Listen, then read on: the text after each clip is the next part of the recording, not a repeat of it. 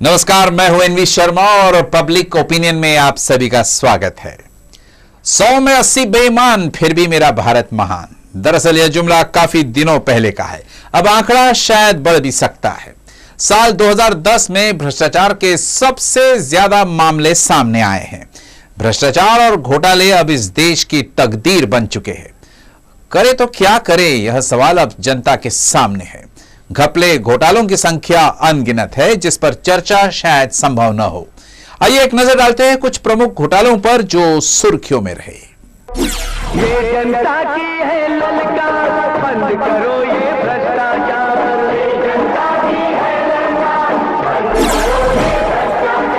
बंद करो ये भ्रष्टाचार, बंद करो ये भ्रष्टाचार। ये जनता की है ललकार, बंद करो ये भ्रष्टाचार।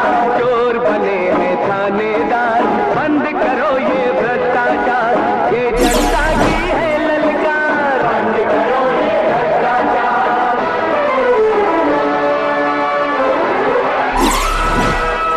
पकड़ो रिश्वतखोरों को, लूटे जो कमजोरों को, रिश्वत लेकर काम करे, कुर्सी को बदनाम करे। इनमें धोखे होते हैं, इनमें सौदे होते हैं, इनमें धोखे होते हैं, इनमें सौदे होते हैं। ये दफ्तर है या बाजार, बंद करो ये भ्रष्टाचार। ये जनता की है ललकार, बंद करो ये भ्रष्टाचार। चोर बने हैं थानेदार, बंद करो ये भ्रष्टाचार। ये जनता की है ललकार, बंद करो ये भ्रष्टाचार।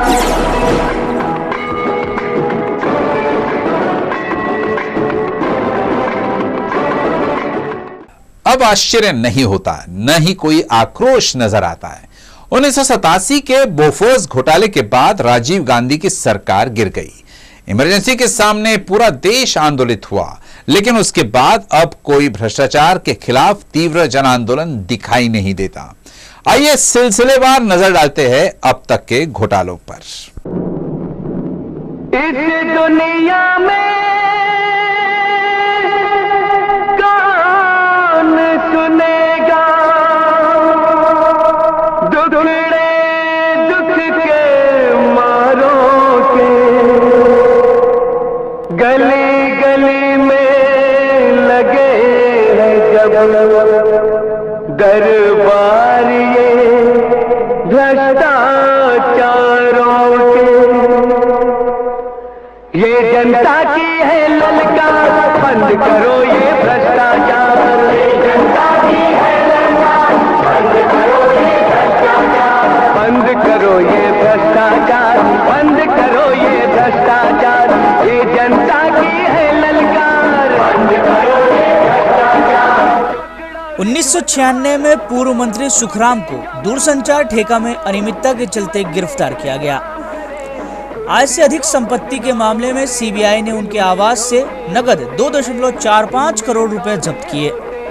सुखराम को 3 साल की सजा, 2 लाख रुपए जुर्माना और आय से अधिक 4.25 करोड़ रुपए मूल्य की संपत्ति की जब्ती के आदेश दिए गए।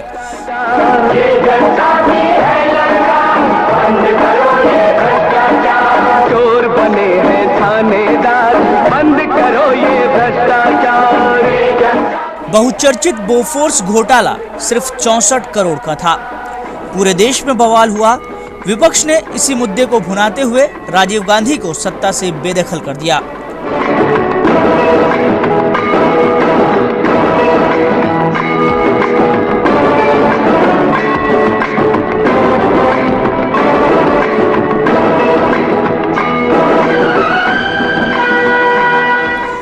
भले ही राजीव बाद में निर्दोष करार दिए गए हों, लेकिन यह घोटाला कई सालों तक देश की राजनीति पर हावी रहा।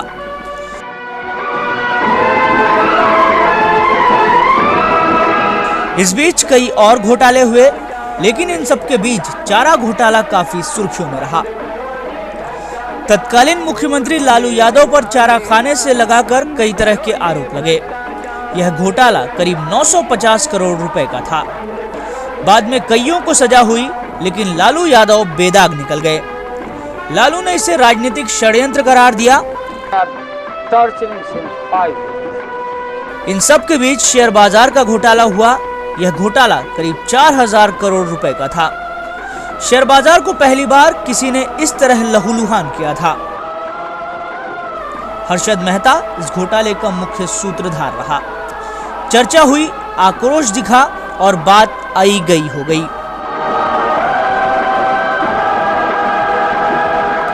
शायद देश की जनता भी भ्रष्टाचार और घोटाले को झेलने की आदी हो चुकी है।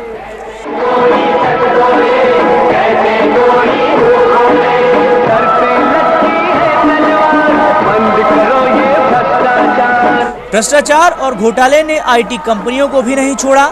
देश की अर्थव्यवस्था को चूना लगाया सत्यम कंपनी ने। सत्यम घोटाला 7000 करोड़ का था। इस घोटाले और मंदी के दौर ने आईटी कंपनियों की लुटिया डुबो दी। विशेषज्ञ हैरान हैं कि कैसे रामलिंगा राजू ने फर्जीवाड़ा कर इस घोटाले को अंजाम दिया। फिलहाल आरोपी जेल में है।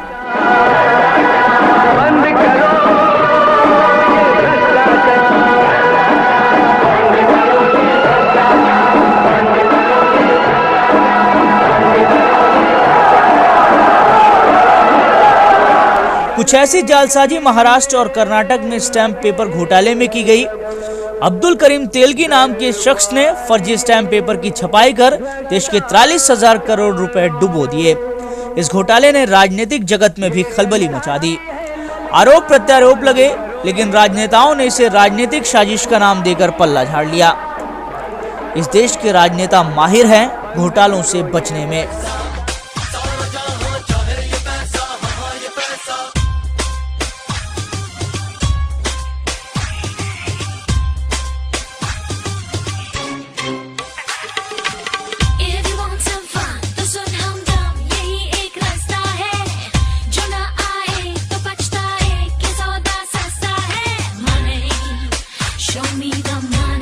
राजनीति की लीला देखिए, जब एक निर्दलीय विधायक प्रदेश का मुखिया बन जाए तो क्या होगा।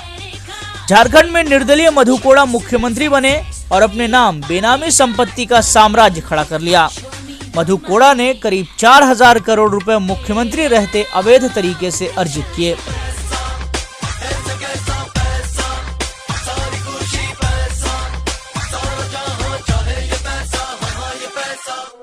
कुछ ऐसे ही घोटाले की गूंज इन दिनों 2G को लेकर सुनाई दे रही है।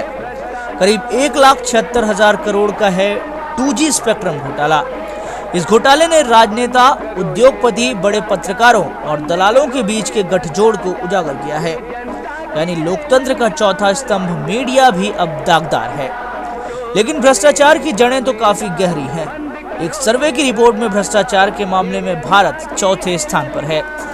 यह रिपोर्ट यह भी बताती है कि 54% लोग यहाँ रिश्वत लेते और देते हैं। ऐसा लगता है कि सारा तंत्र ही भ्रष्ट हो गया है। लूटे जो कमजोरों को, रिश्वत लेकर काम करे, कुर्सी को बदनाम करे।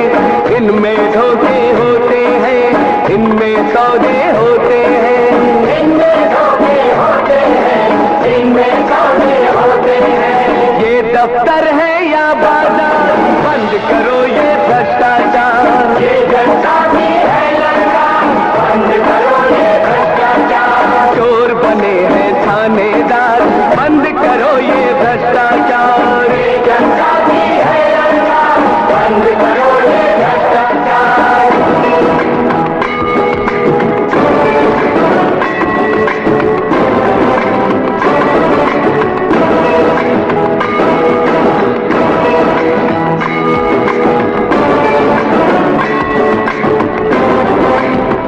कुछ दिन पहले चर्चा में आए आईपीएल घोटाले के मुख्य सूत्रधार ललित मोदी इन दिनों विदेश में हैं, तो कॉमनवेल्थ गेम्स में घपलेबाज सुरेश कलमाड़ी सिर उठाकर घूम रहे हैं। कॉमनवेल्थ गेम्स में 70,000 करोड़ के घोटाले का आरोप है, लेकिन कलमाड़ी चूंकि सांसद है तो जाहिर है इतनी आसानी से गिरफ्त में ना आए।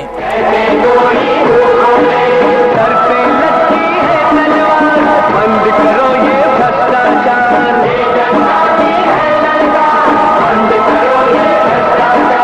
चोर बने हैं थानेदार, बंद करो ये भ्रष्टाचार। ये जनता की है ललकार, बंद करो। भ्रष्टाचार आज सभी जगह है। न्यायपालिका, मीडिया, ब्यूरोक्रेसी और रक्षा विभाग भी भ्रष्टाचार से नहीं बच पाए हैं। आदर्श हाउसिंग घोटाला लालच और बेईमानी की कहानी चीख चीख कर कह रहा है। कारगिल शहीदों के लिए बनने वाले इन फ्लैटों को नेता, अफसर और सैन्य अधिकारी हजम कर गए। कहते हैं भारतवासियों की याददाश्त कमजोर है। इतने घोटालों के बाद भी कुछ और हुआ तो हम उसे भूल जाते हैं। इन दिनों 2G घोटाले की चर्चा है, लेकिन उससे भी बड़ा महाघोटाला यूपी में हुआ। यहाँ पर 2001 से अब तक गरीबों के लिए मिलने वाले अनाज को भ्रष्टाचारी खा गए। यह घोटाला लगभग 2 लाख करोड़ रुपए का है। यह घोटाला इतना बड़ा है कि इसकी जांच के लिए एजेंसियां भी हाथ खड़े कर चुकी हैं। इस महाघोटाले की सुनवाई कर रहे इलाहाबाद उच्च न्यायालय की टिप्पणी भी काबिले गौर है। इलाहाबाद हाईकोर्ट ने कहा, हे भगवान बचाओ इस देश को। अगर यही हाल रहा तो भ्रष्टाचारियों को जनता दौड़ा दौड़ा कर मारेगी। क्या वाकई ऐसा कुछ होगा? भ्रष्टाचार के खिलाफ बाबा रामदेव, अन्ना हजारे, किरण बेदी ने एकजुटता दिखाई है, लेकिन देखने वाली बात होगी कि कुंभकर्णी नींद में सोई जनता कब जागेगी।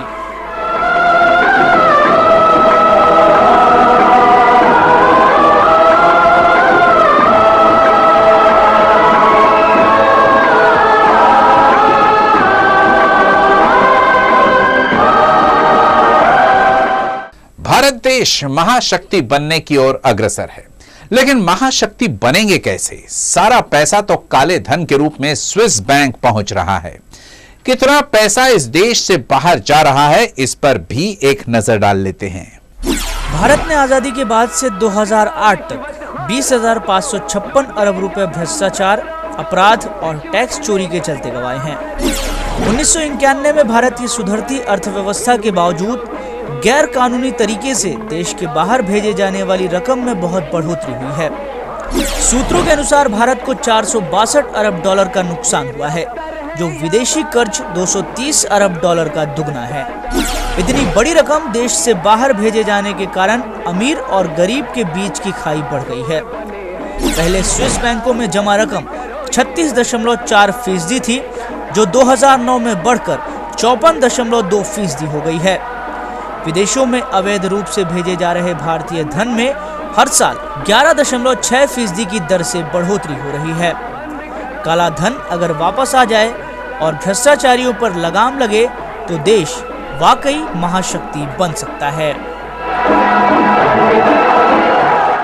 आप देख रहे हैं पब्लिक ओपिनियन। भ्रष्टाचार के बारे में पब्लिक क्या कहती है, आइए उसे भी सुन लेते हैं। देश में जो घोटाले हैं दिन ब दिन बढ़ते जा रहे हैं, 2G स्पेक्ट्रम घोटाला, आदर्श सोसाइटी घोटाला, तो ये आपको कभी लगता है कि घोटाले रुकने चाहिए? घोटाले बिल्कुल रुकना चाहिए और जो देश के नेता है ये सतर्क होना चाहिए। ये सब भार अपने गरीबों पे आता है और गरीब जनता बहुत परेशान है। एक तो महंगाई से परेशान है, पेट्रोल के रेट बढ़ रहे हैं, 3 रुपये 25 रुपये सब चीज़ बढ़ रही है, लेकिन देश के नेता कुछ सुनने को खाली नहीं आज की तारीख में। वो अपना घर भरते हैं और गरीबों को भुगतान भोगना पड़ता है। महाराष्ट्र के नेता अपने बॉम्बे में जाके बैठ जाते हैं, अपने यहाँ पे क्या हो रहा है, अपने एरिया में क्या हो रहा है। जैसा नागपुर है, हमारे यहाँ का एरिया देखो, आज ईस्ट एरिया है, वहाँ पे रोड जो है एकदम चलना मुश्किल हो जाता है। वहाँ पे ऐसी स्थिति है। जो ये भ्रष्टाचार है, भ्रष्टाचार खत्म होना चाहिए। जैसा अभी कॉमनवेल्थ में कलमाड़ी ने जो किया है वो भी बेबुनियाद है, ऐसा नहीं करना चाहिए। जो भी चीज़ है यार जनता के पास जानी चाहिए, और जो होता है उसके लिए यही जिम्मेदार है, नेता लोग ही जिम्मेदार है। जैसा आदर्श सोसाइटी है, अभी जो इतना बड़ा घोटाला हुआ है, तो ये तो सब जनता के सामने ही है, तो जनता ने सब सीखना चाहिए। हम ही बोले ऐसा कुछ नहीं है, क्योंकि वो बात हमको भी लागू होती है। सर मेरे हिसाब से इकोनॉमिक करप्शन और मॉरल करप्शन भी उसमें क्लियर होना चाहिए। अभी जैसे स्टेप्स उठाए सीबीआई ने इकोनॉमिक करप्शन के लिए, बहुत अच्छे स्टेप्स हैं। उसके साथ साथ मॉरल करप्शन जो होता है वो भी कम होना चाहिए। आपको क्या लगता है सर, कोई कानून बनने चाहिए भ्रष्टाचार को रोकने के लिए? कानून तो बनना चाहिए ना, लेकिन बन के क्या करेंगे? नेता लोग हैं, जो लोग कानून बनाते हैं वही तोड़ते हैं। वही तोड़ते, मर्डर करके 2 दिन में बाहर आ जाते, तो बना के कोई मतलब ही नहीं ना उसका। अपने देश में आदर्श घोटाला और ऐसे बहुत कोई सरकार मिलकर करते हैं। इस कारण सरकार यह देश चलाने के लायक नहीं, इसको बदलना पड़ेगा। और 5 वर्ष होने के बाद बदलने से अभी बदलना चाहिए, ये मेरी मांग है। देश में जो भ्रष्टाचार हो रहा है उसके बारे में आपकी क्या राय है? देश में जो भ्रष्टाचार हो रहा है तो उसमें जितने भी अपने जो नेतागण हैं उन्होंने अपने एक तो जनता के सेवक करके वो अपने समाज के तरफ यानी समाज में काम करने के लिए आते हैं तो उन्होंने अपना तुरंत त्यागपत्र दे देना चाहिए और गवर्नमेंट ने एक ऐसा यानी कानून बनाना चाहिए कि जैसा तुम चुन के देते हो लोगों को काम करने के लिए, अगर उन्होंने काम नहीं किया तो ऐसा भी एक कायदा निकलना चाहिए कि उनको उसी मतगणानुसार उनको जो उनकी जो सीट है वो खाली करना चाहिए। बस यही मेरा कहना है। कानून तो बने हुए हैं, कानूनों की अमल बजावनी, कानूनों को सक्रियकरण करना बहुत जरूरी है। श्रीमती सोनिया गांधी की सरकार, मनमोहन सिंह सरकार में हमारा संपूर्ण आस्था है। भ्रष्टाचार व्यापक हो रहा है, उसकी जांच पड़ताल सीबीआई और उच्च स्तरीय हो रही है। सिस्टम सड़ा होने के चलते सब देश के राष्ट्रीय स्तर पर, राज्य स्तर पर भ्रष्टाचार हो रहा है, चाहे आदर्श हो या कुछ हो, इस तरह से सब खत्म करना चाहिए मेरे हिसाब से। कोई ना कोई कानून बनने चाहिए, इसको बनना चाहिए कोई ना कोई कानून। जो 2G स्पेक्ट्रम घोटाला, आदर्श सोसाइटी घोटाला, जिसमें बड़े बड़े मंत्रियों ने काफी जनता का पैसों को लेकर भ्रष्टाचार किया हुआ है, कहीं ना कहीं आम जनता का पैसा है, ये वो तो बिल्कुल जरूरी होना चाहिए मेरे हिसाब से। तो वो गरीबों का लगा हुआ है, जनता उसमें जनता का है ना, राजनीति का थोड़ी ना है। जनता का ही पैसों को लेकर ये लोग भ्रष्टाचार करते हैं। इसके लिए तो करना चाहिए, कानून बनना चाहिए उसके लिए। यहाँ जो भी हो रहा है मेरे को इतना मालूमात नहीं है, पर उसके लिए तो होना चाहिए मेरे हिसाब से। देश में सर महंगाई बढ़ती जा रही है, इसी पर करप्शन के कारण, जहाँ करप्शन में इतना पैसा जाता है वहीं दूसरी ओर महंगाई भी आम जनता को सहन करनी पड़ती है। अब ये सब पैसा राजनीति में जा रहा है, गरीबों के पास कुछ नहीं है। आज राशन कार्ड में देखो, कंट्रोल वगैरह में देखो, शक्कर नहीं आ रही, तुअर की दाल नहीं आ रही, ये सब महंगाई क्यों बढ़ रही है? सब पैसा इधर जा रहा है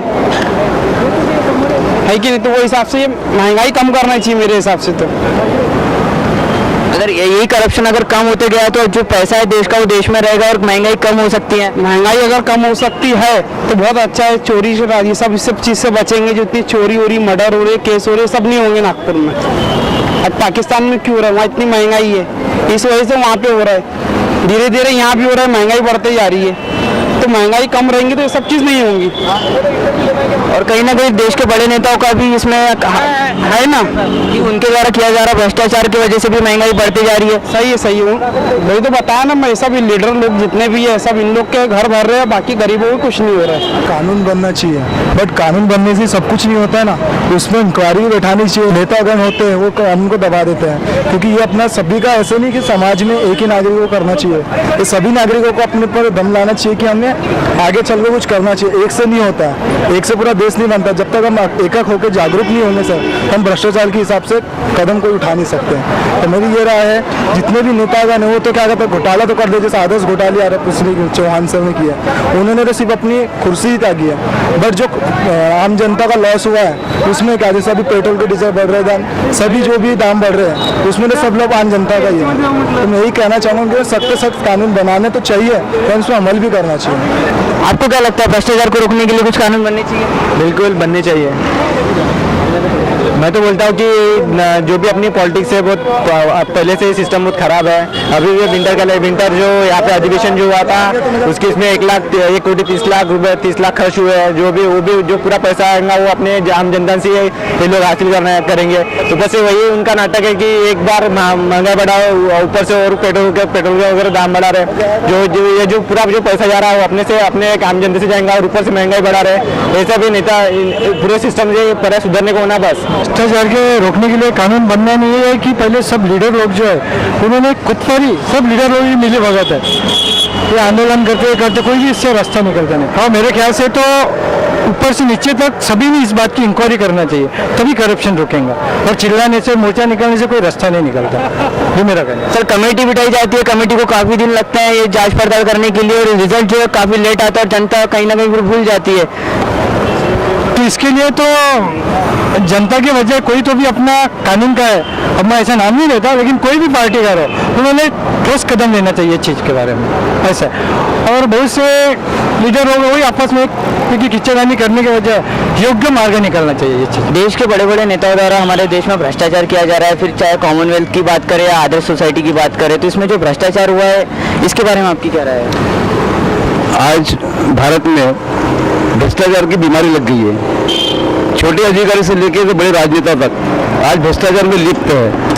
और इतना ही नहीं, भ्रष्टाचार ऐसा लगता है कि उनके रगों रगों में एक खून की तरह दौड़ रहा है। इस तरह से भ्रष्टाचार की जो की है ये इतनी फैली हुई है कि भारत के संविधान में एक ऐसा नियम लागू होना चाहिए कि भ्रष्टाचार के खिलाफ जो भी भ्रष्टाचार करता है उसको फांसी की सजा मिलनी चाहिए। 2005 और 2006 में पीएम पैकेज के अंतर्गत प्राइम मिनिस्टर मनमोहन सिंह जी ने अपने यवतमाल को 1900 करोड़ रुपया पीएम पैकेज के अंतर्गत दिया गया है, लेकिन गंगा प्रकल्प तो बन गया है, लेकिन आज तक आज 4 साल हो गए हैं, वहाँ के जो खेतीहर है, जो किसान है, उनको आज तक इस प्रकल्प का एक बूंदी पानी नहीं मिला हुआ है। अब ये बताइए 2008 में उन्होंने प्रकल्प का पानी छोड़े थे, लेकिन हुआ क्या है कि कई गाँव में वो पानी फैल गया और कई खेतीहर की कई किसानों के खेतियों की नुकसान हो गई है। तो इसलिए इन भ्रष्टाचारियों ने इतना भ्रष्टाचार बना के रखा हुआ है कि जगह जगह भ्रष्टाचार है। लोग आत्महत्या कर रहे हैं, उनकी फिक्र इन लोगों को नहीं है। लोग मर रहे हैं, उनकी फिक्र इनको नहीं है। गेहूं सड़ रहा है, इनकी फिक्र इसको नहीं है। लेकिन भ्रष्टाचार करना ये हमारा जन्मसिद्ध अधिकार है, ऐसा ये लोग मानते हैं। क्या कोई कानून बनने चाहिए इसको रोकने के लिए? भ्रष्टाचार विरोधक कानून मैं लड़ रहा हूँ, उसके लिए मैंने सरकार को भेजा है लेटर कि इस भ्रष्टाचार के खिलाफ में एक कानून बनना चाहिए और वो कानून ऐसा होना चाहिए कि भ्रष्टाचारियों को फांसी की सजा मिलनी चाहिए। ऐसा मेरा ही नहीं और पूरे देशवासियों का ऐसा मानना है कि ये भ्रष्टाचार जब तक ये भ्रष्टाचार खत्म नहीं होगा भारत में। आज भारत देश भ्रष्टाचार में 4थे नंबर पर कंट्री है। ये 4थे नंबर पर आने वाले कौन है? तो लाने वाले अपने यहाँ के अधिकारी, अपने यहाँ के शासक वर्ग, यानी व्हाइट कॉलर लोग जो बोलते हैं, ये सबसे ज्यादा भ्रष्टाचार में लिप्त है और उनको जो साथ दे रहे हैं ये मंत्री लोग दे रहे हैं।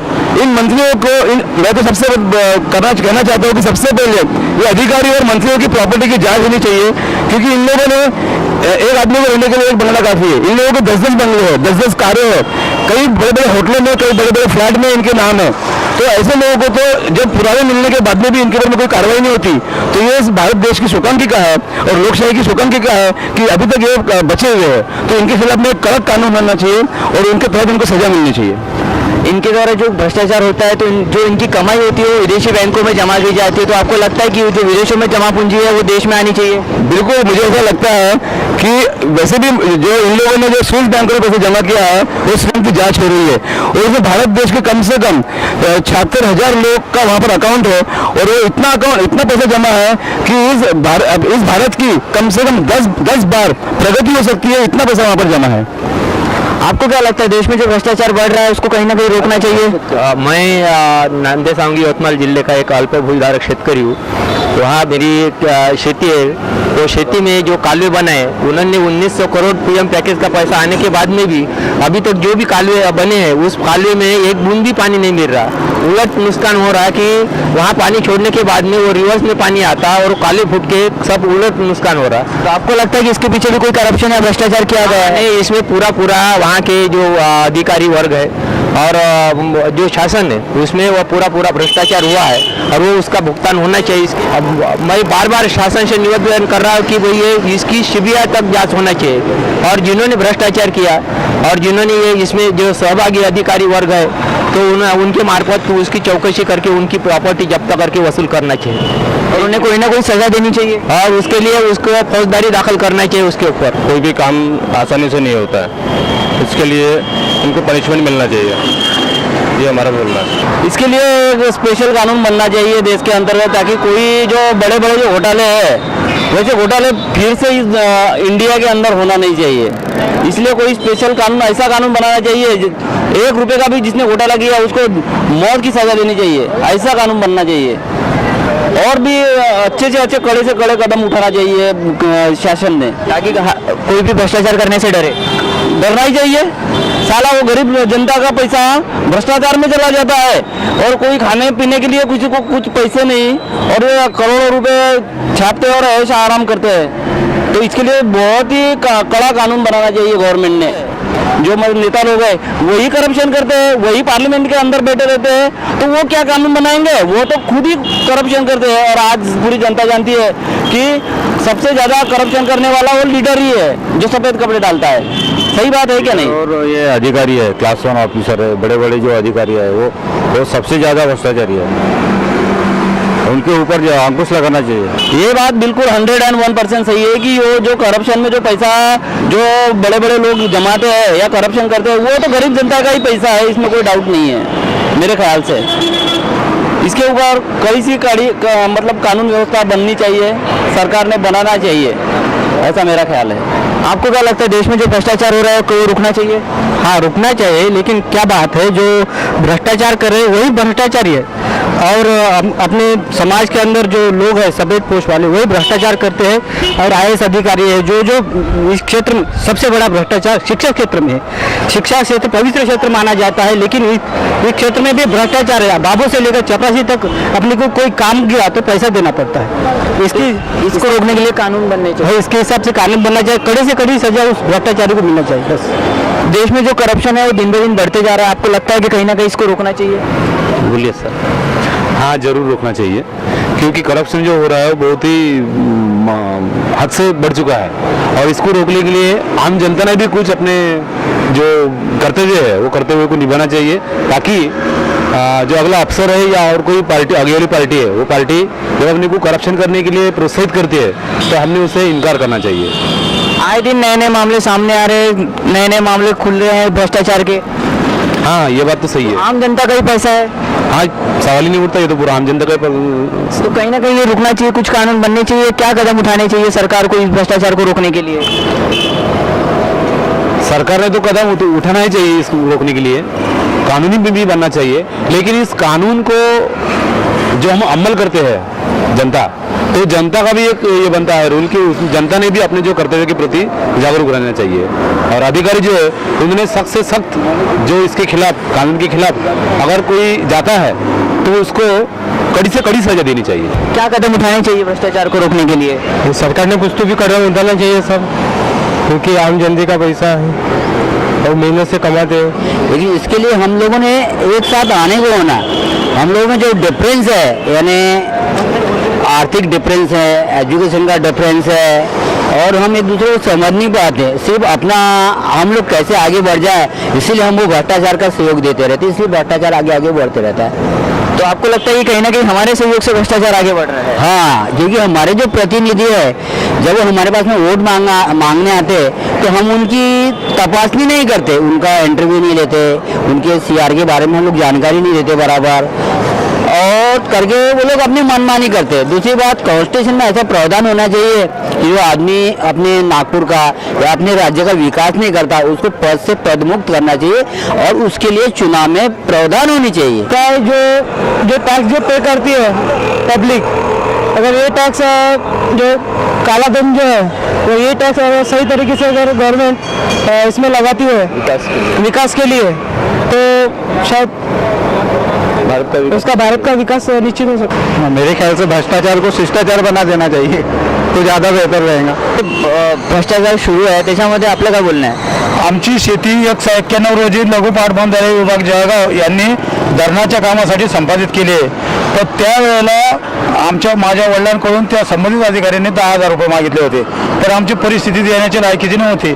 आम्ही त्यांना 10,000 रुपये दिले नाही म्हणून सदर प्रकरणामध्ये त्यांनी क्युरी ठेवल्या आणि त्या प्रकरण नाशिक आयुक्ताकडे मंजुरीसाठी पाठवलं। ते नाशिक आयुक्ताकडे पाठवल्यानंतर आम्ही त्या संबंधित अधिकाऱ्याकडे गेलो असता त्यांनी सांगितलं की बाबा रे, शासनाचं काम आहे, याला 4-5 वर्ष लागतात, त्याला मारू नका, होईल।